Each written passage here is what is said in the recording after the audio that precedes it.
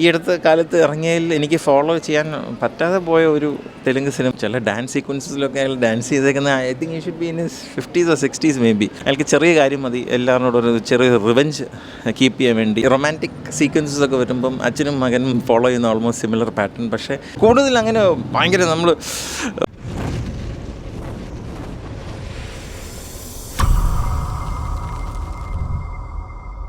മസാക്ക actually നല്ലൊരു story line.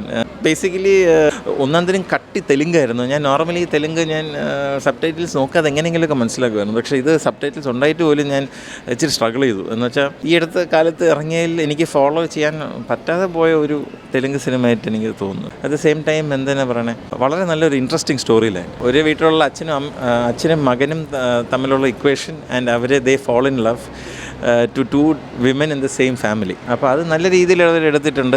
മകൻ്റെ role ചെയ്തേക്കുന്നത് സന്ദീപ് കിഷൻ, അച്ഛൻ്റെ റോൾ ചെയ്തേക്കുന്നത് റാവു രമേഷ്. അപ്പം റാവു രമേഷിന് ഞാൻ ഇങ്ങനത്തെ ഒരു അവതാറിൽ ഇതുവരെ കണ്ടിട്ടില്ല. He was really good. ചില ഡാൻസ് സീക്വൻസസിലൊക്കെ അയാൾ ഡാൻസ് ചെയ്തേക്കുന്ന I think you should be in his 50s or 60s may be.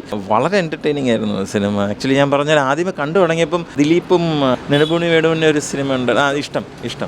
ഞാൻ ഇനിഷ്യലി തുടങ്ങിയപ്പോൾ ഞാൻ വെച്ചത് ഇഷ്ടം ആ സിനിമ പോലെയാണോ എന്ന് ഞാൻ വിചാരിച്ചു. പക്ഷേ ഇഷ്ടമല്ലായിരുന്നു. ഇത് കംപ്ലീറ്റ്ലി ഒരു ഡിഫറെൻ്റ് ഒരു മൂവി തന്നെയായിരുന്നു. In fact from start to end വളരെ എൻ്റർടൈനിങ്, ഒരു പക്ക ഒരു തെലുങ്ക് സിനിമ. ഡെഫിനറ്റ്ലി എൻ്റെ ഈ കോമഡി എലിമെൻറ്റ്, എസ്പെഷ്യലി ഞാൻ പറഞ്ഞ പോലെ ആ സ്റ്റോറി വളരെ ഇൻട്രസ്റ്റിംഗ് ആണ്. Both father and son falling in love, അതിലൊരു ട്വിസ്റ്റ് ഉണ്ട്. ഇനിഷ്യലി നമ്മൾ നോക്കുമ്പം ഋതു വർമ്മയാണ് മറ്റേ സന്ദീപ് കിഷൻ്റെ ലവ് ഇൻട്രസ്റ്റിൻ്റെ റോള് ചെയ്യുന്നത്. അതിൽ അച്ഛനും ഒരു when he falls in love, അവർക്ക് ആദ്യം രണ്ടുപേർക്ക് അറിയില്ല, അവരെപ്പോഴും അറ്റ് ലോഗർ ഹെഡ്സ് ആയിട്ട് ഈച്ച് അതർ. ഈ റൊമാൻറ്റിക് സീക്വൻസസ് ഒക്കെ വരുമ്പം അച്ഛനും മകനും ഫോളോ ചെയ്യുന്ന ഓൾമോസ്റ്റ് സിമിലർ പാറ്റേൺ. പക്ഷേ ആ ജനറേഷൻ ഗ്യാപ്പിൽ വെച്ച് ചെയ്യുന്ന കാര്യങ്ങൾ വേറെയാണെന്നേ ഉള്ളൂ.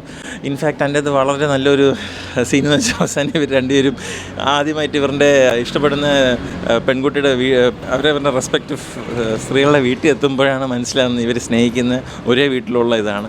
ആൻഡ് ഈ വരുന്നത് മുരളി ശർമ്മ എന്ന് പറഞ്ഞ വ്യക്തിയുടെ അനുജത്തിയും മകളെയാണ്. Murali Sharma again excellent. ഏത് മൂവി അയാൾക്ക് കൊടുക്കുകയാണെങ്കിലും, ഹിന്ദി ആയിരുന്നാലും തമിഴായിരുന്നാലും തെലുങ്കായിരുന്നാലും is a brilliant actor. Murali Sharma എന്ന് പറഞ്ഞ വ്യക്തി one of my favourite actors. Character roles ചെയ്യാൻ വേണ്ടി ഹി വാസ് എക്സലൻറ്റ് ഈ സിനിമയിൽ.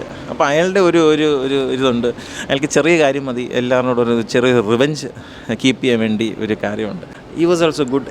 ഇൻഫാക്ട് എനിക്ക് ഇതിൻ്റെ അകത്ത് ഇഷ്ടപ്പെട്ടത് സന്ദീപ് കിഷനും കാട്ടിലും എനിക്ക് കൂടുതൽ ഇഷ്ടത് റാവു രമേഷും മുരളി ശർമ്മയുടെ പെർഫോമൻസ് ആയിരുന്നു. ആൻഡ് നല്ല കുഴപ്പമില്ലാത്ത പെപ്പി സോങ്സ് ഉണ്ടായിരുന്നു. ഒരു ഓളൗട്ട് ഒരു പഴയ ഒരു തെലുഗു മൂവി ഫീൽ ഉണ്ടായിരുന്നു. അവസാനം തൊട്ട് നല്ലപോലെ എൻ്റർടൈൻ ചെയ്തിരിക്കും. അച്ഛനും മകനും ഫ്രണ്ടായിട്ട് കയറുന്ന ആൾക്കാർ ഇത് കാണാൻ പറ്റുമല്ലോ എന്ന് എനിക്ക് അറിഞ്ഞൂടാ. പക്ഷെ എന്നാലും ഒരു ഓഡ് മൂവി പോലെ തോന്നും. ഫ്രണ്ട്ഷിപ്പിനായിട്ടും കൂടുതൽ അവർക്ക് അവരുടെ ഡിഫറൻസസ് ഉണ്ട്.